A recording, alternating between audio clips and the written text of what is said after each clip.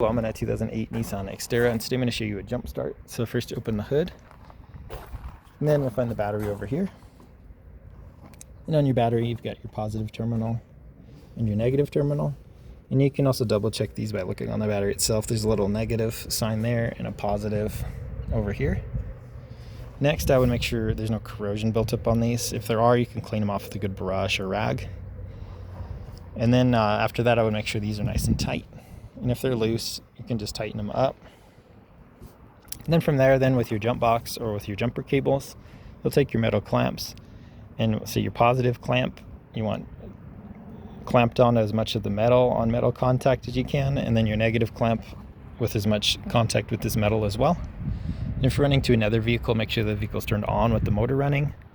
And you've got your positive leading directly to the positive on the other vehicle, and your negative leading directly to the negative on the other vehicle. You're going to make sure you don't crisscross these by mistake, just because that can cause damage to your computer systems, electronics, fuses, things like that.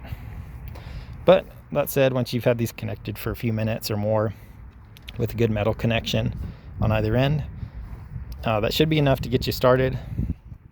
If you've been trying that for quite a while and still not having any success, you might need to replace this battery, which to do that, you just loosen these terminals so you can lift them off.